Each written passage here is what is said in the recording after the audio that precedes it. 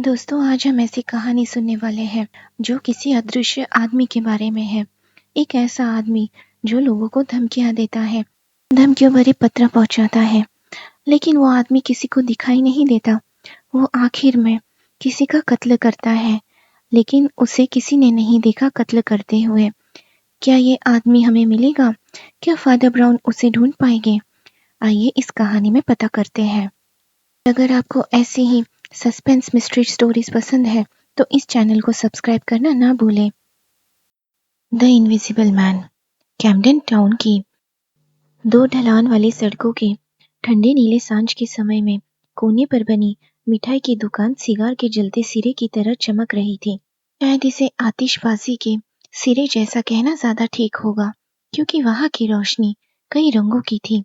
बहुत सारे शीशों में टूटकर वो रोशनी सुनहरे और रंग बिरंगी केक और मिठाइयों पर नाच रही थी। उस चमकते कांच के सामने कई गरीब बच्चों की नाकें चिपकी हुई थी, क्योंकि चॉकलेट लाल, सुनहरे और हरे चमकीले कागजों में लिपटी हुई थी, जो कभी-कभी चॉकलेट से भी ज्यादा आकर्षित लगती थी। खिड़की में रखा बड़ा सफेद शादी का केक भी ऐसा लगता था जैसे दूर कहीं उत्तर ध्रुव हो, जिसे खाया जा सकता हो। ऐसी रंग बिरंगी चीजें स्वाभाविक रूप से आसपास के 10-12 साल तक के बच्चों को खींच लाती थी, लेकिन ये जगह बड़े युवाओं को भी आकर्षित करती थी। हाँ, लगभग 24 साल का भी एक युवक उसी दुकान की खिड़की में देख रहा था। उसके लिए भी ये दुकान बहुत आकर्षक थी, लेकिन उसकी दिलचस्पी सिर्फ चॉकलेट तक सीमित नहीं थी। हालांकि वो चॉकलेट को बिल्कुल नापसंद भी नहीं करता था। वो लंबा, मजबूत और लाल बालों वाला युवक था। उसका चेहरा दृढ़ था, लेकिन उसका व्यवहार कुछ ढीला सा था। उसकी बाह के नीचे काले सफेद चित्रों की एक फाइल थी, जिन्हें वो कई सालों से प्रकाशकों को बेचता आ रहा था। उसके चाचा, जो एक एडमिरल थे, उन्होंने उसे अपनी संपत्ति से अलग कर दिया था, क्योंकि उसने समाजवाद के समर्थन में एक भाषण दिया था। उसका नाम जॉन टर्नबुल एंगिस था। आखिरकार वो दुकान के अंदर गया और मिठाई की दुकान से होते हुए पीछे के कमरे में पहुंचा, जो एक तरह का छोटा सा रेस्टोरेंट था। वहां काम कर रही लड़की को उसने बस टोपी उठाकर नमस्ते किया। वो लड़की सुंदर, सजग और काले कपड़ों में थी। उसकी आंखें तेज और गहरी थी। थोड़ी देर बाद वो उसका ऑर्डर लेने के लिए अंदर आई। उसका ऑर्डर शायद हमेशा जैसा ही था। उसने साफ आवाज में कहा, प्लीज मुझे एक आधे पैसे की बन और एक छोटा कप वाली कॉफी दीजिए। लड़की मुड़ने ही वाली थी कि उसने अचानक कहा, और मैं चाहता हूँ कि आप मुझसे शादी कर ले। दुकान की लड़की अचानक सख्त हो गई और बोली, ऐसे मजाक में बर्दाश्त नहीं करती। लाल बालों वाला युवक ने गंभीर आंखों से उसकी तरफ देखा। उसने कहा, सच में ये उतना ही गंभीर है जितना वो आधे पैसे की बन। ये भी महंगी है, इसकी कीमत चुकानी पड़ती है। ये भी हजम नहीं होती और दर्द देती है। लड़की लगातार उसे देख रही थी, जैसे बहुत ध्यान से उसका अध्ययन कर रही हो। आखिर में उसके चेहरे पर हल्की मुस्कान आई और वो कुर्सी पर बैठ गई। एंगस ने अनमने ढंग से कहा, क्या तुम्हें नहीं लगता कि इन आधे पैसे की बन को खाना थोड़ा क्रूरता है? ये बड़े होकर एक पैसे की बन सकती है। जब हमारी शादी होगी तो मैं ये क्रूर खेल छोड़ दूंगा। लड़की कुर्सी से उठकर खिड़की के पास चली गई और सोचने लगी। थोड़ी देर बाद जब वो वापस मुड़ी तो हैरान रह गई। युवक दुकान की खिड़की से कई चीजें निकालकर मेज पर सजा रहा था। रंग बिरंगी मिठाइयों का ढेर, कई प्लेट सैंडविच और 2 बोतलें जिनमें पोर्ट और शेरी वाइन थी। इन सब के बीच उसने सावधानी से बड़ा सफेद शादी का केक भी रख दिया। लड़की ने आश्चर्य से पूछा, तुम आखिर कर क्या रहे हो? वो बोला, कर्तव्य निभा रहा हूँ, लौरा। लड़की झुंझला कर बोली, ईश्वर के लिए 1 मिनट रुक जाओ और मुझसे इस तरह बात मत करो। ये सब क्या है? एक समारोह का भोजन, मिस होप। और वो क्या है? उसने चीनी के बड़े पहाड़ की ओर इशारा करते हुए पूछा। शादी का केक, मिसेस एंगस, उसने जवाब दिया। लड़की तुरंत उठी, केक को वापस खिड़की में रखाई और फिर मेज पर झुककर उसे थोड़ी झुंझलाहट लेकिन बुरी भावना के बिना देखने लगी। वो बोली, तुम मुझे सोचने का समय ही नहीं देते।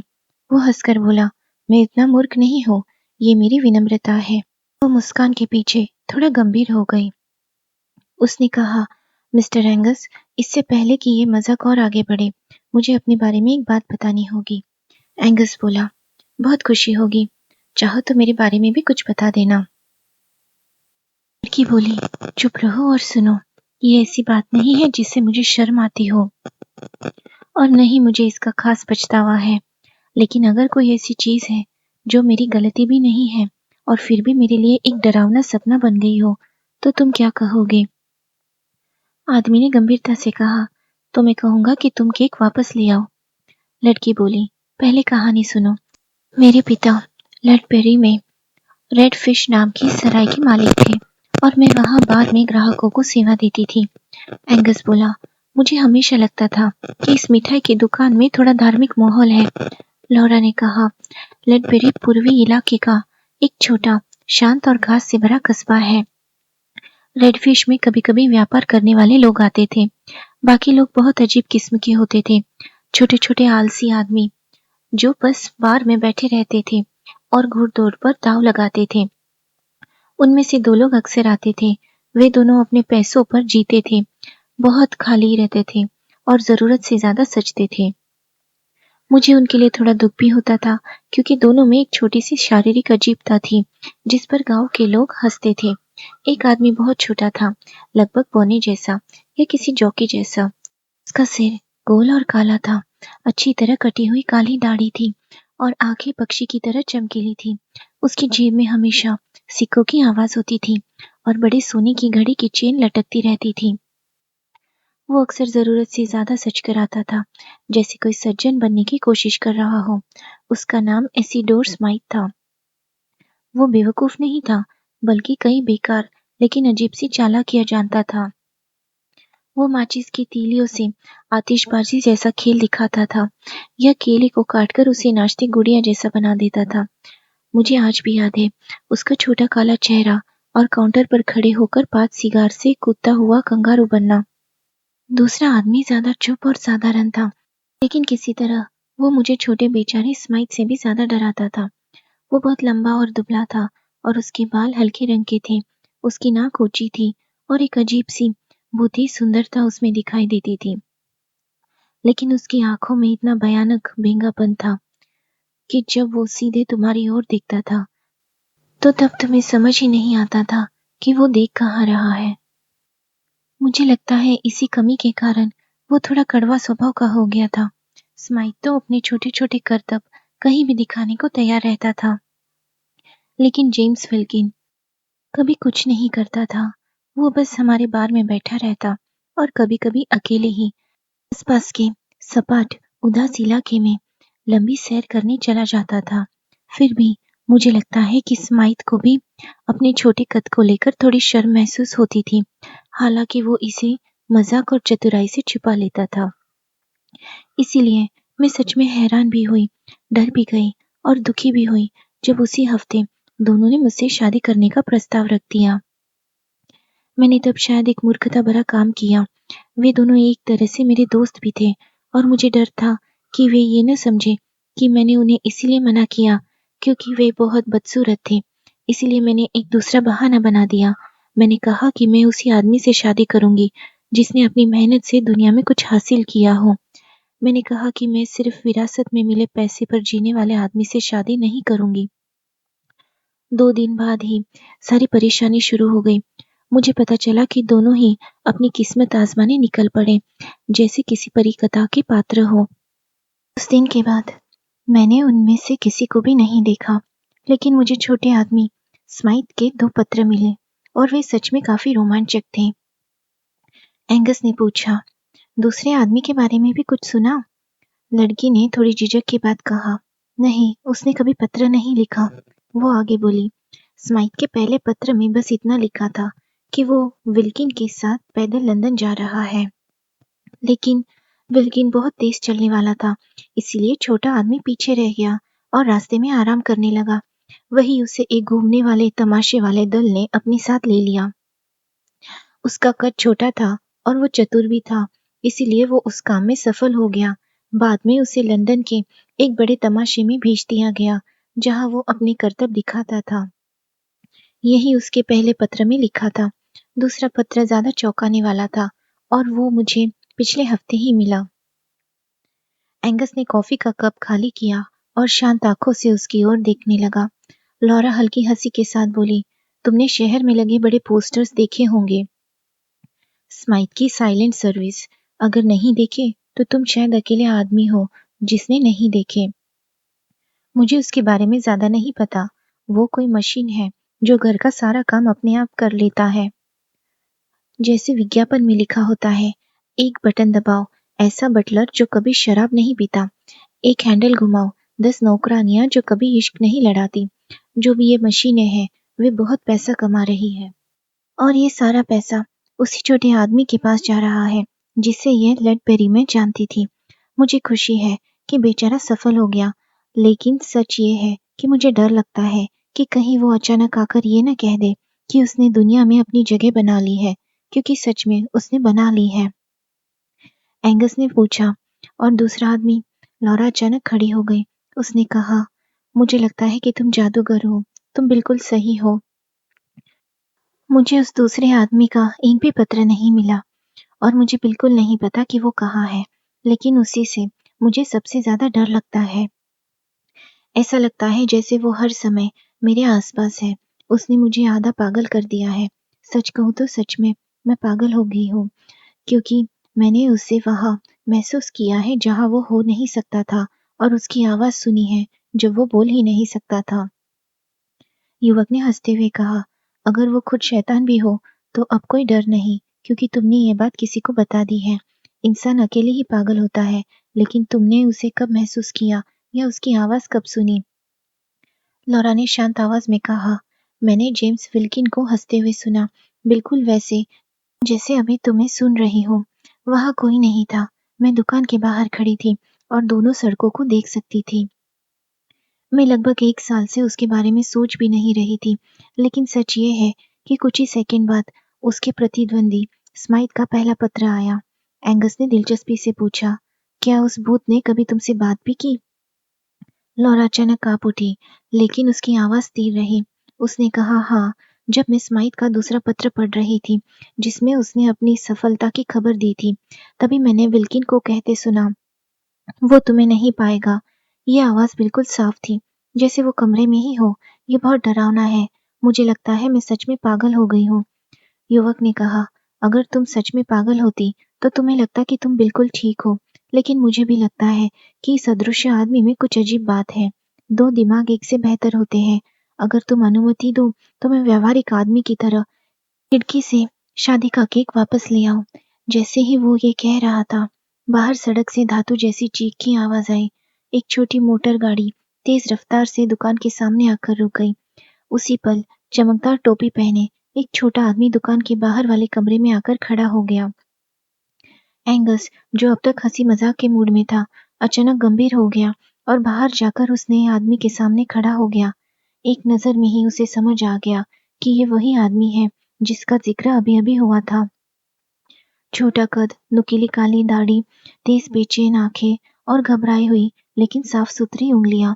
ये कोई और नहीं बल्कि एसिडोर स्माइथ था, वही आदमी जो केले के छिलकों और माचिस से खिलौने बनाता था और जिसने अब धातु के बटलर और नौकरानियों की मशीनों से करोड़ों रुपए कमा लिए थे। एक पल के लिए दोनों आदमी एक दूसरे को देखते रहे। वे दोनों समझ गए कि वे प्रतिद्वंदी हैं। उनके बीच एक अजीब सी ठंडी शिष्टता थी जो असली प्रतिस्पर्धा में होती है। लेकिन मिस्टर स्माइथ ने उनके बीच की असली दुश्मनी की बात नहीं की।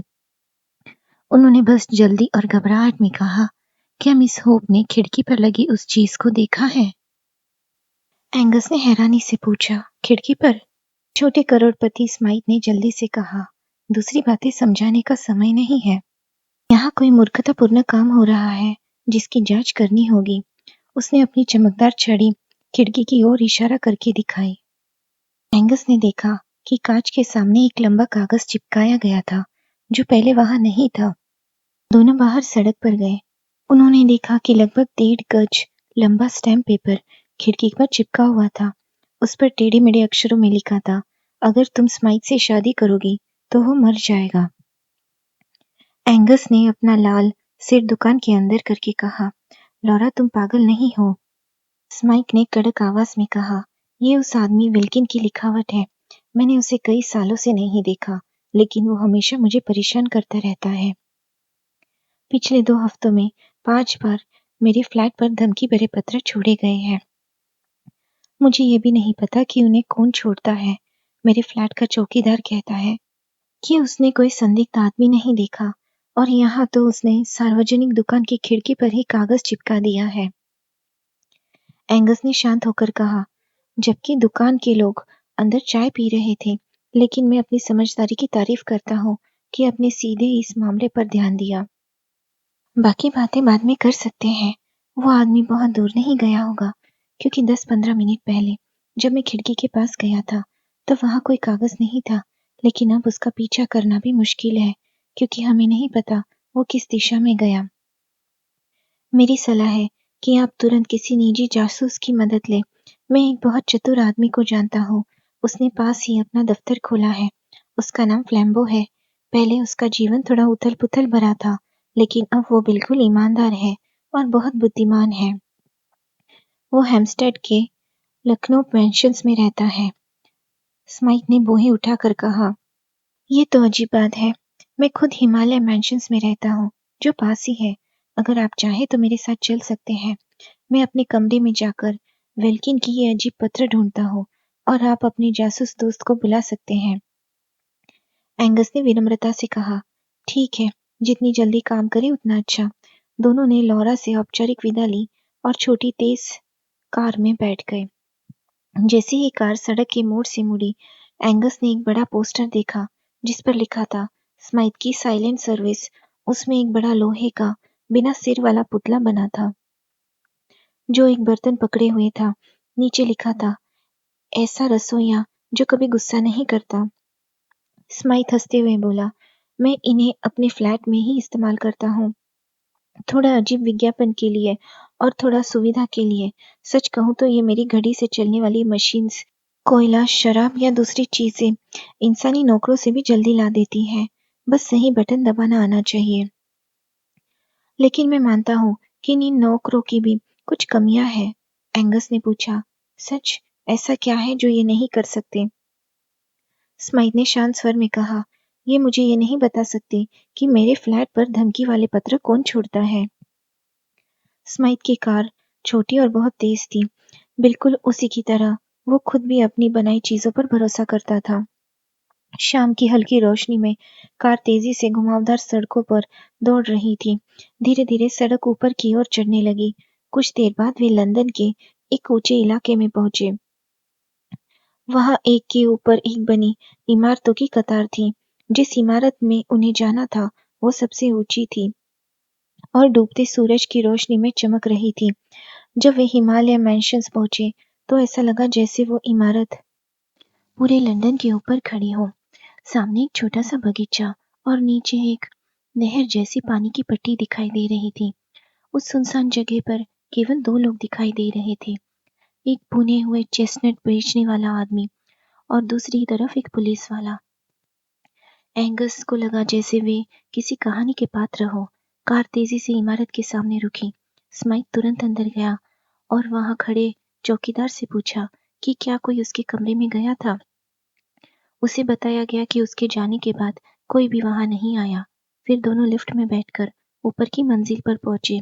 स्माइक ने कहा, अंदर आओ, मैं तुम्हें विल्किन के पत्र दिखाता हूँ, फिर तुम अपने जासूस दोस्त को बुला लेना। उसने दीवार पर लगा बटन दबाया और दरवाजा अपने आप खुला। अंदर एक बड़ा कमरा था। दोनों तरफ कई बड़े बड़े मशीन जैसे पुतले खड़े थे, जैसे दर्जियों की दुकान में कपड़े पहनने वाले पुतले होते हैं। उनके सिर नहीं थे, लेकिन उनके शरीर इंसानों जैसे बनाए गए थे। उनके हाथों की जगह बड़े हुक लगे थे, जिनसे वे ट्रे उठा सकते थे। वे हरे, लाल और काले रंग में बने हुए थे, लेकिन उस समय किसी का ध्यान उन मशीनों पर नहीं गया, क्योंकि उनके बीच फर्श पर एक फटा हुआ सफेद कागज पड़ा था, जिस पर लाल स्याही से कुछ लिखा था। स्माइथ ने तुरंत उसे उठाया और एंगस को दे दिया। स्याही अभी भी गीली थी। उस पर लिखा था, अगर तुम आज उससे मिलने गए हो तो मैं तुम्हें मार डालूंगा। कुछ देर दोनों चुप रहे। फिर इसिडोर स्माइथ ने शांत स्वर में कहा, क्या तुम थोड़ा विस्की लोगे? मुझे तो लग रहा है मुझे चाहिए। एंगस ने गंभीरता से कहा, थैंक यू, मुझे विस्की नहीं, फ्लैम्बो चाहिए। ये मामला अब बहुत गंभीर होता जा रहा है। मैं अभी जाकर उसे बुलाता हूँ। ठीक है, दूसरे आदमी ने कहा, उसे जितनी जल्दी हो सके यहाँ ले आओ।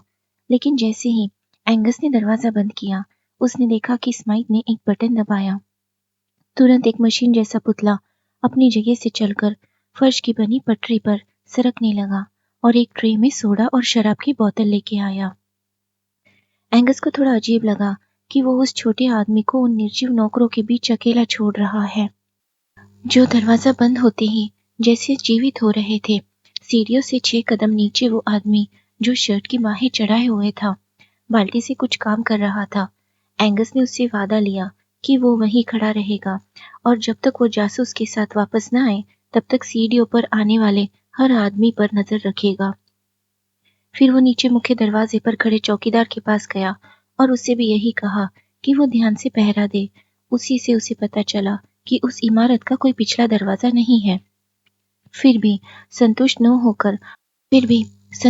होकर उसने पास खड़े पुलिस वाले को भी मना लिया कि वो सामने खड़ा होकर दरवाजे पर नजर रखे।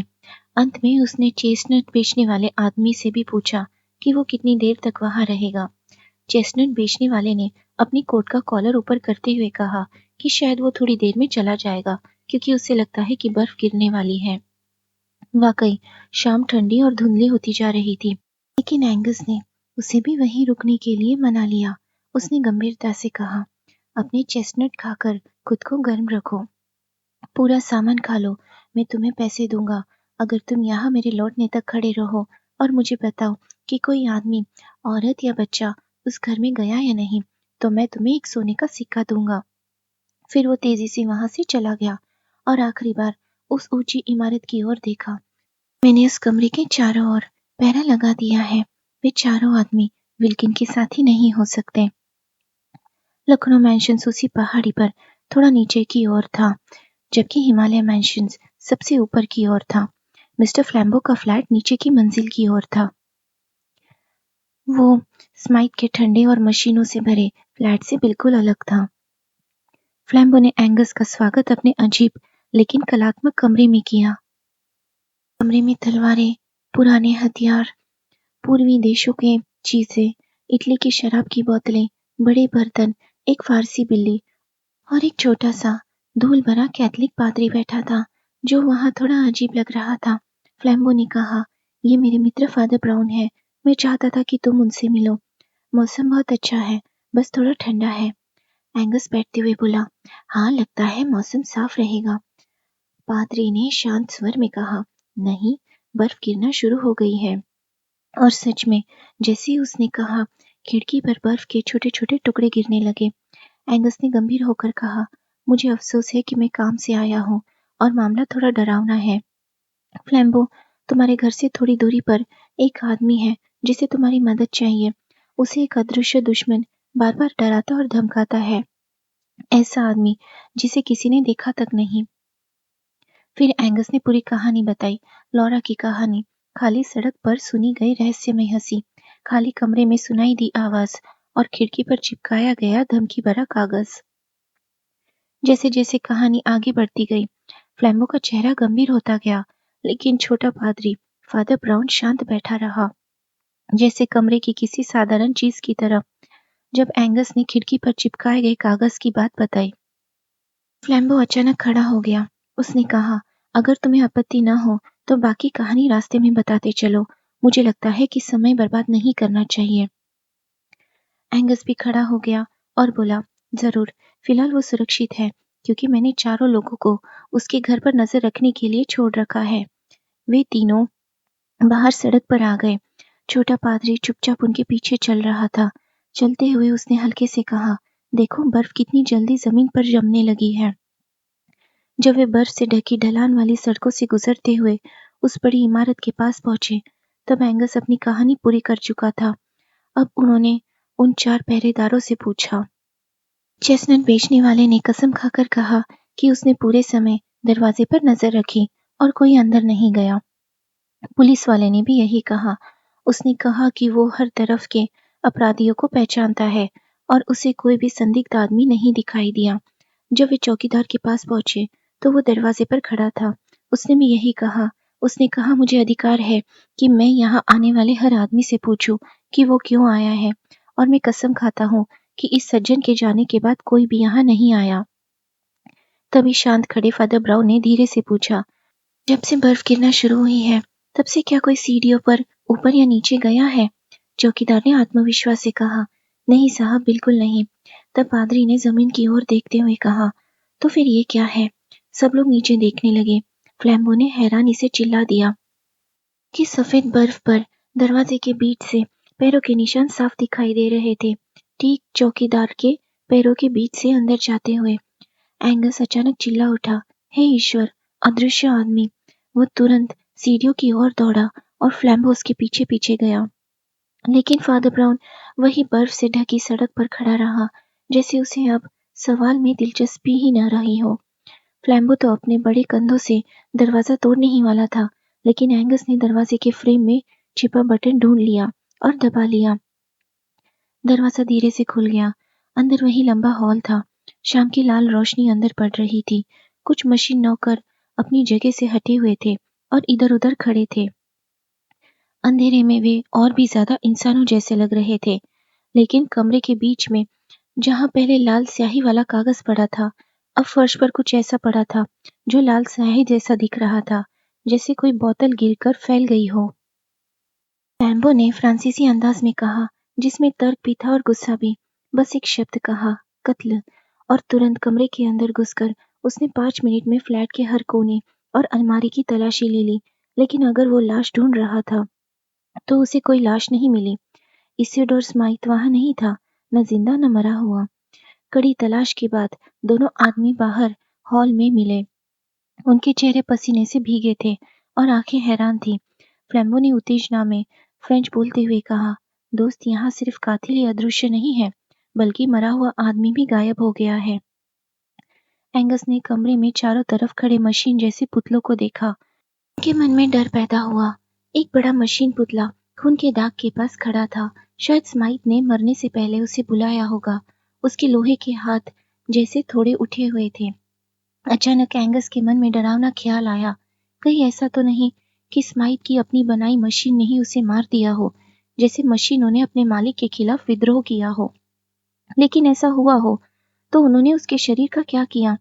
एक भयानक ख्याल उसके मन में आया, क्या उन्होंने उसे खा लिया? उसे ऐसा लगा जैसे मशीनों ने उसके शरीर को टुकड़े में तोड़कर अपने अंदर छिपा लिया हो।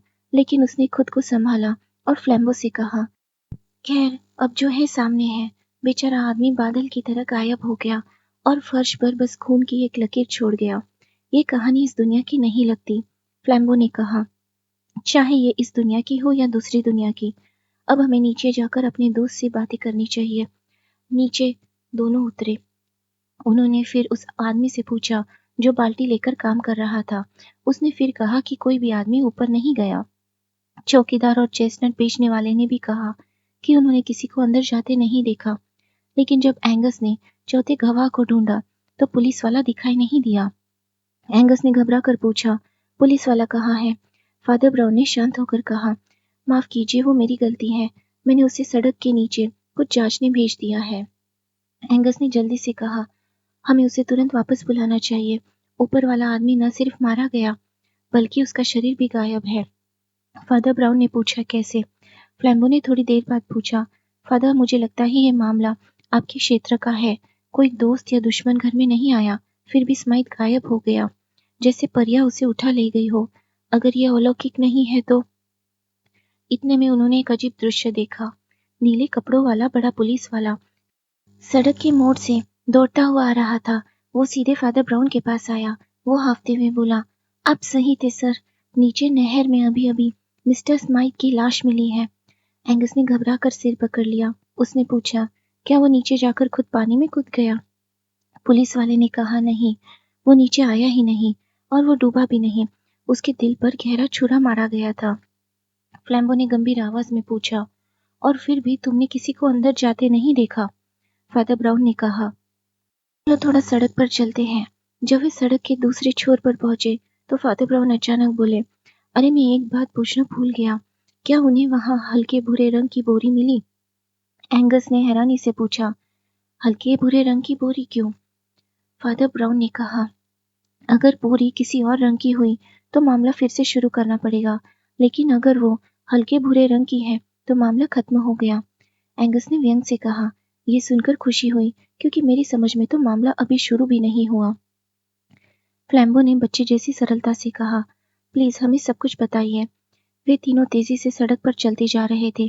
फादर ब्राउन आगे आगे चल रहे थे। आखिर उन्होंने कहना शुरू किया, मुझे डर है कि ये बहुत साधारण लगेगा, लेकिन हमें शुरुआत एक सामान्य बात से करनी होगी। क्या आपने ध्यान दिया कि लोग अक्सर सवाल का सीधा जवाब नहीं देते, वे उस बात का जवाब देते हैं जो उन्हें लगता है कि आप पूछना चाहते हैं। जैसे अगर कोई पूछे, क्या आपके घर कोई ठहरा है, तो घर वाली महिला ये नहीं कहती, हाँ बटलर, नौकरानी या नौकर। वे कहती है, नहीं कोई मेहमान नहीं है। जब उन 4 ईमानदार आदमियों ने कहा कि कोई आदमी इमारत में नहीं गया, तो उनका ये मतलब नहीं था कि कोई आदमी बिल्कुल नहीं गया। उनका मतलब था कि कोई ऐसा आदमी नहीं गया जो संदिग्ध लगे। असल में एक आदमी अंदर गया था और बाहर भी आया, लेकिन किसी ने उस पर ध्यान नहीं दिया। एंगस ने बोहे उठाकर कहा, एक अदृश्य आदमी। फादर ब्राउन ने कहा, नहीं, मानसिक रूप से अदृश्य आदमी। थोड़ी देर बाद उन्होंने आगे कहा, ये बात एंगस की कहानी की कुछ छोटी छोटी बातों से समझी। पहली बात, विल्किन अक्सर लंबी सैर करता था। दूसरी, खिड़की पर लगाया गया बड़ा कागज। और सबसे महत्वपूर्ण, वो 2 बातें जो उस लड़की ने कही थी, जो सच नहीं हो सकती थी। कोई भी व्यक्ति सड़क पर बिल्कुल अकेला नहीं हो सकता जब उसे अभी अभी पत्र मिला हो, क्योंकि वो पत्र किसी न किसी ने पहुंचाया होगा। एंगस ने पूछा, तो उसके कोई पास ही था? फादर ब्राउन बोले, हाँ, क्योंकि किसी ने उसे पत्र दिया था। फ्लैम्बो ने हैरानी से पूछा, क्या आप कहना चाहते हैं कि विल्किन खुद अपने प्रतिद्वंदी के पत्र उस लड़की तक पहुंचाता था? पादरी ने कहा, हाँ, उसे ऐसा करना ही पड़ता था।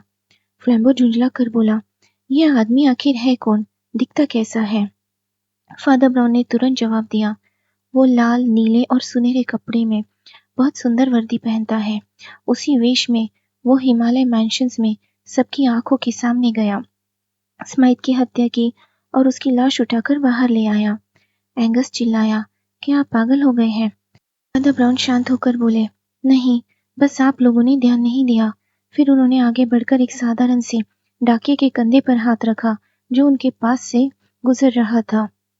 उन्होंने कहा, किसी का ध्यान डाकियों पर नहीं जाता, लेकिन वे इंसान होते हैं और उनके पास बड़ी थैलियां होती हैं जिनमें छोटी लाश आसानी से छिपाई जा सकती है। डाकिया अचानक घबरा गया और बाड़ से टकरा गया। वो दुबला पतला आदमी था, साधारण दाढ़ी वाला, लेकिन जैसे ही उसने पीछे मुड़कर देखा, उसकी आंखों में वही भयानक भींगापन था। वो जेम्स विल्किन था। फ्लैम्बो अपने घर वापस चला गया। एंगस मिठाई की दुकान पर लॉरा के पास लौट गया, लेकिन फादर ब्राउन उस बर्फीली रात में लंबे समय तक उस हत्यारे के साथ चलते रहे। उन्होंने आपस में क्या बातें की, ये कभी किसी को पता नहीं चला। दोस्तों, आज की कहानी में हमने देखा कि कैसे एक आदमी वेश बदल कर फैसला करता है, लेकिन उसे कोई देख भी नहीं पाता, क्योंकि वो आदमी सबके लिए आम आदमी होता है। उसका वहां होना किसी के लिए भी संदिग्ध नहीं होता। विल्किंस ने अपनी जिंदगी में कुछ हासिल नहीं किया, लेकिन उसने लॉरा का पीछा भी नहीं छोड़ा, जबकि स्माइथ ने सब कुछ लॉरा के लिए हासिल किया, लेकिन मारा गया।